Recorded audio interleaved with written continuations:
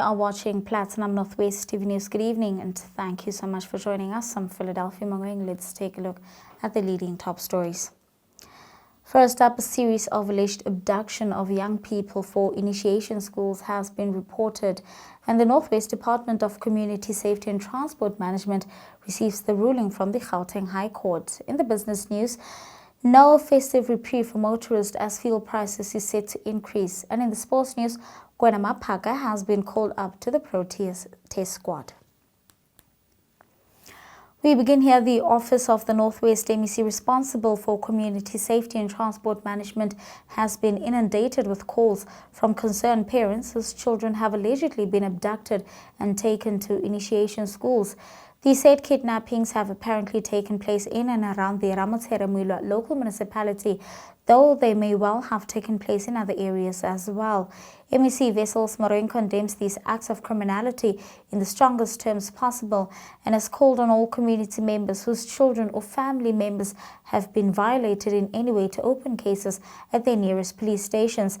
Other than just infringing the law by abducting people, those who force young men into circumcision schools are also contravening Section 15 of the Customary Initiation Act No. 2 of 2021. In other news, the Northwest MEC responsible for the portfolio of community safety and transport management, Wessels Moiloa, has noted a preliminary ruling by the Gauteng High Court in Pretoria. The ruling follows an urgent application filed by a group referring to itself as Mining Affected Communities United in Action. In the case filed on Saturday, the 30th of November, the MEC has been cited as first respondent.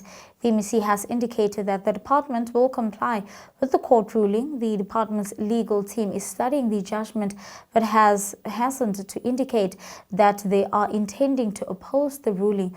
The next hearing is scheduled for Thursday. In more news, the Northwest Media Awards is proud to announce that Platinum Northwest TV as its official technical broadcasting partner for the 2024 edition of this prestigious event. The partnership marks a significant milestone in bringing high-quality production and coverage to the awards ceremony.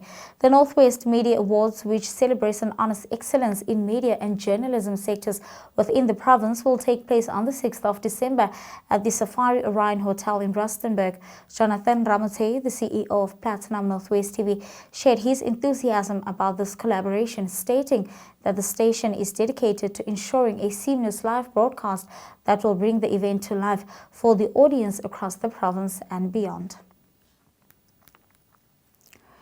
And to this now, the African National Congress has hit back at the party secretary in KwaZulu-Natal, Mtolo, who said that both Mbalula and party president SG Ramaphosa should be held accountable for its electoral decline in the province. ANC spokesperson Mahlengi Bengu Mutiri responded to Mtolo's comments. Well, we do not expect any of our members and our leaders to make public utterances or conduct a debate using media as a proxy. That is not expected of any leader and of any member. Now, last week, Mtolo reportedly stated that the blame for the party's failure to secure a majority in KwaZulu-Natal shouldn't rest solely with the provincial leadership. In the 11th district,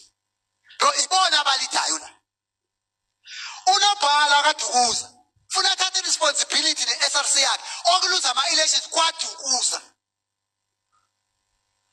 When I get branch, when a branch, when a tubelihle wase wa 10, take responsibility of lose ewa 10. Goba to prove ukuthi that ngisho correct. Akasukume kusukuma comment asawa 20, sukume ngenyawo. What 20? What 20 kwadukuza? Yabona comrade. ANC comrade national ithole 40%. National. Meaning NEC lost the country for 40%. In National Executive Committee, Elito Babu Ramaphosa, Babu Mbalula, lost the country for 40%. They must take that responsibility. Today we are taking our own responsibility, of losing the province to 17%. But to prove the comrade here in his word has won.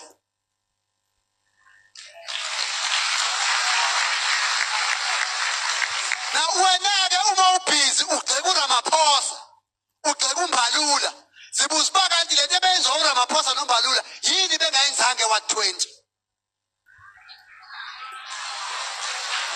Why they didn't do it in Ward20? The comrade in Ward20, skhala sonke akakhala uthi mina in Ward20. The Ward21. The Ward21 there was no shedding. Uthi in Ward21 there's unemployment. Uthi welcome but mina I've won. Amandla. Okwethuke comrade. Okwethuke comrade ukuthi sisondele kuyena ukuthi wenze ngani. eThekwini comrade kunevideo ebizwa ngokuthi ukwashembe. eThekwini comrade sibhubhile eThekwini. Yabona eThekwini ungathi beshawa isipokwe. The ANC's performance in the province plummeted from 54% rather in 2019 elections to just 17% in the 2024 general polls. The ANC's National Working Committee met with its leadership in KwaZulu-Natal yesterday following mounting calls for it to be dissolved. In international news now, President-elect Donald Trump has again indicated that he intends to block a Japanese firm $15 billion takeover bid to U.S. Steel upon taking office, saying that former American giant can eventually stand on its own. The intended buyer, Nippon Steel, said it was determined to protect and grow U.S. Steel. Speaking at his rally in Pennsylvania during his presidential campaign, President-elect Trump promised to keep U.S. Steel in America. We are also going to keep U.S. Steel right here in America.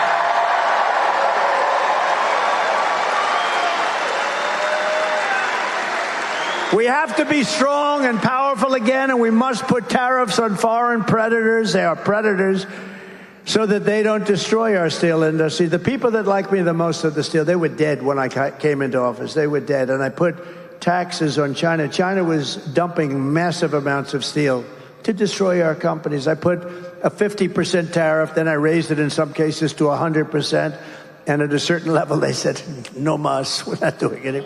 Remember, no mas, Roberto. We love Roberto Durando. And no mas, no mas. And they said no mas, and that was the end of it. And our steel companies were saved and thrived. And now we're losing our steel companies again because we have stupid people in the White House. We must keep our steel companies, and we must keep making steel more than any. If we have a war, are we going to call up, China, could you send us some steel, please? Oh, I forgot about that. If we have a war, think of it. If we need it for our military, how do we build our tanks? How do we build our ships? We wouldn't have any steel. We have to make U.S. Steel great again. It doesn't have to be what it was. It was the greatest company in the world. Think of it. U.S. Steel was the greatest company in the whole world. That would be like whatever. You know, today our big companies are like Google and this and that. They're not the same. U.S. Steel is the strength. Google is all, give me a break. The Pittsburgh-based company was formed in 1901 as a merger of the nation's leading steel companies, including Carnegie Steel Corp, engineered by franchises J.P. Morgan and Charles Schwab. Now, the new company became the world's first to be valued at more than $1 billion. But in recent years, the steel has fallen to below other American steel companies in output and stock market value. Let's take a look now at the business news.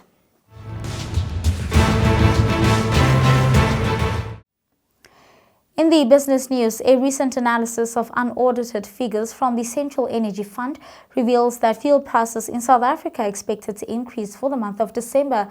The data indicates a marginal decrease of approximately 7% per litre of 93 grade petrol, and 95 grade petrol is expected to increase by 3 cents.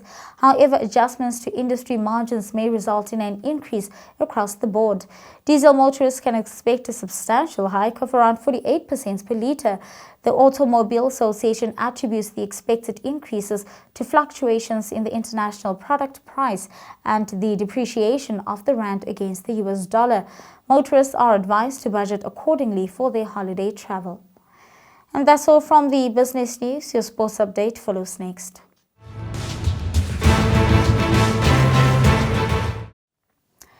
In cricket news, uncapped fast bowler Kwena Maphaka has been added to the Proteas squad for the second test against Sri Lanka.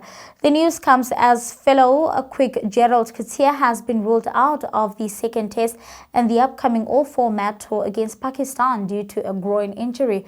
The 24-year-old experienced discomfort while bowling on day 4 of the first test at the Hollywood's Kingsmead Stadium in Durban on Saturday.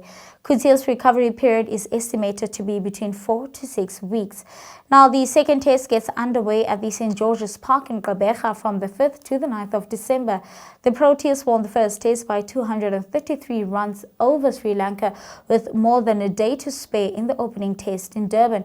Captain Themba Bavuma and Tristan Stubbs were presented a match prize for their incredible centuries. This is a really special moment for me. Stubbo, watching you grow as a cricketer over the last couple of years, playing against you in one of your first domestic games and seeing you hit us all over the place at this exact stadium, and now you scoring your second 100 at this stadium. It's incredibly special watching your growth. You keep working incredibly hard at your game. Every practice we watch you grow and watch you put on a show pretty much. But yeah, what you did out there over the last couple of days is really special, and I hope that this is your second one, and I hope there's many more to come. I was sitting in the dugout this afternoon and I was just watching you bat, and I thought, yeah, I think Stubbo can get about 20 test hundreds if he wants to. So I really hope you keep representing South Africa in the years to come, and you don't chase the money. But yeah, I'm really proud of you, and I hope you keep going.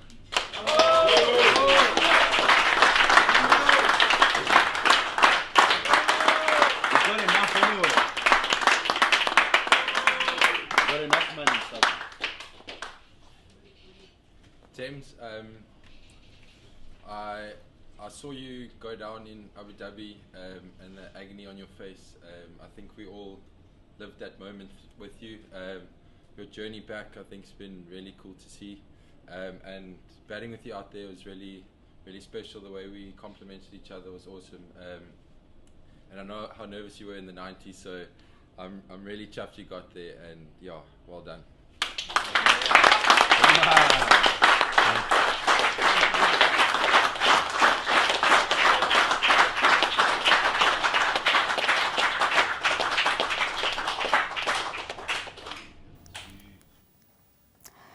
In athletic news now, following his re-election for a fourth term, South African Sports Confederation and Olympic Committee President Barry Hendricks confirmed that South Africa will bid to host the 2036 Olympic Games, and bid will officially begin in February next year.